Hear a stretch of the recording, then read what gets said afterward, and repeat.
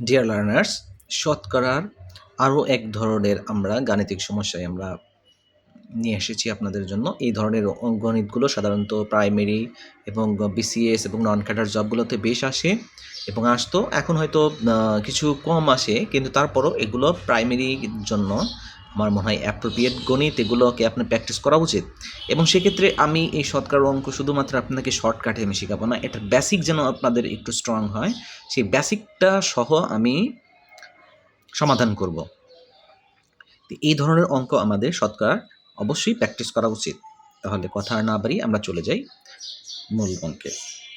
যদি চিনির মূল্য 25% বৃদ্ধি পায়, তবে চিনির ব্যবহার শতকরা কত কমালে চিনির ব্যয় বৃদ্ধি পাবে না? এখানে আমাদের দেখতে হবে দুটা জিনিস, একটা হলো চিনির মূল্য আর একটা হলো চিনির ব্যবহার।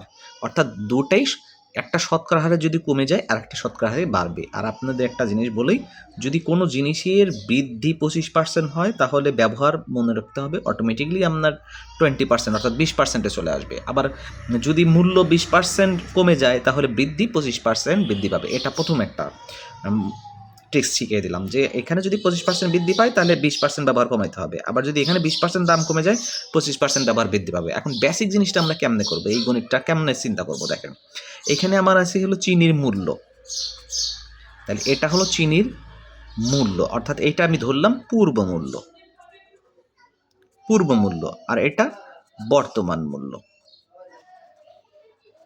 এখন এর নিচে আছে ব্যবহার, এটাও আমি দেখলাম ব্যবহার। তাহলে চিনির পূর্ব মূল্য ধরে নিলাম আগে ছিল আমার 100 টাকা, ব্যবহার হয়েছে 100 ইউনিট বা 100 কেজি। তাহলে আমার টোটাল মূল্য আসছে কত? 1 কেজি দাম ছিল 100 টাকা, ব্যবহার হয়েছে 100 কেজি, তাহলে এটা হয়েছে আমার দাম হইল 10,000 টাকা। তাহলে খরচ হয়েছে আমার, টোটাল খরচ হয়েছে 100 গুণন 100, 10,000 টাকা। এখন আপনি চিন্তা করেন বর্তমান মূল্য সেটা কত পার্সেন্ট বৃদ্ধি পেয়েছে? 25% বৃদ্ধি পেয়েছে। অর্থাৎ 100 টাকার জিনিস 25% বৃদ্ধি, মানে 100 টাকায় 25 টাকা বৃদ্ধি, তার মানে বর্তমান মূল্য সেটা হয়েছে 25 টাকা। এখন আমি ব্যবহার ধরলাম আমি কত, সেটার ব্যবহার x টাকা। এখন আমি কি করতে পারি, যে এই দুইটার মূল্য নির্ধারণ করি। তাহলে 125 গুণন x, তাহলে বর্তমান মূল্য যা ছিল আগের মূল্য আমার সেম করতে হবে। এবং কারণ কি, কারণ হলো পূর্ব মূল্য আমার ছিল 10,000 টাকা, তাহলে আমি ব্যবহার আমি x টাকা করতেছি। ব্যবহার আমি এই এক্সটা কিন্তু অবশ্যই 100-র চাইতে কম, যার কারণে আমার খরচের কোনো পরিবর্তন হয় নাই। তার মানে এই বর্তমানের যে খরচ 125 গুণন এক্স, সেই খরচটা হবে পূর্বের যে খরচ হইতো সেই খরচের সমান, তার মানে 10,000 টাকার সমান। তাহলে বা এক্স সমান সমান 10,000 ভাগ 125, ভাগ করলে এটার মান আসবে 80। তাহলে এক্স এর মান কত দাঁড়ালো? 80। তাহলে দেখেন আগে ব্যবহার করেছেন 100, এখন সেই জিনিসটাই আপনি ব্যবহার করতেছেন কত? 80।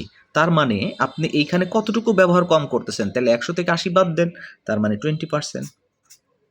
আচ্ছা, এইবার আসি আমরা সেটাকে শর্টকাট, যে যদি আমরা সলিউশন করতে চাই, শর্টকাটের সূত্রটা কি হবে?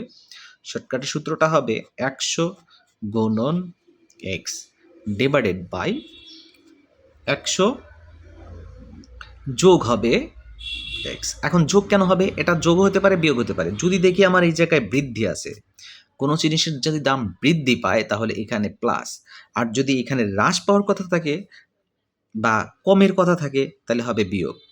তাহলে আমি এখন মানটা বসিয়ে দিই। এখন এক্স এর মানটা কত?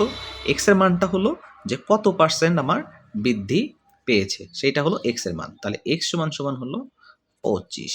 তাহলে মানটা বসিয়ে দিই, 100 গুণন 25, নিচে 100 যোগ 25, তাহলে 2500। আর আমার আসতেছে কত? 125। আপনি কাটাকাটি করবেন, মান আসবে 20%। তাহলে এটা আমার হয়ে গেল। এইবার আসেন, কাপড়ের মূল্য 20% কমে গেলে কাপড়ের মূল্য শতকরা কত বাড়ালে কাপড়ের জন্য খরচের কোনো পরিবর্তন হবে না? তাহলে আমরা শর্টকাটে আমরা এটা করি। শর্টকাটটা কি? 100 গুণন এক্স ডিভাইডেড বাই, এইবার কিন্তু বলছে কাপড়ের মূল্য 20% কমে গেলে, যদি 20% কমে যায় তাহলে 100 বিয়োগ এক্স, এটা পার্সেন্টেজ। তাহলে 100 গুণন 20, আর 100 থেকে যদি এক্সের মান কত 20% কমে গেছে, তাহলে আছে কত 80%। এখন 4 20 80, 4 25 100, তার মানে কত পার্সেন্ট দাঁড়ালো 25%। এইবার তাহলে যে ভিউয়ার্স, এবার আপনাদের পালা দেখেন, রুমির বেতন বাবুর বেতনের চেয়ে 25% বেশি। তাহলে রুমির বেতন বাবুর বেতনের চাইতে 25% বেশি, বাবুর বেতন রুমির বেতনের চেয়ে কত কম।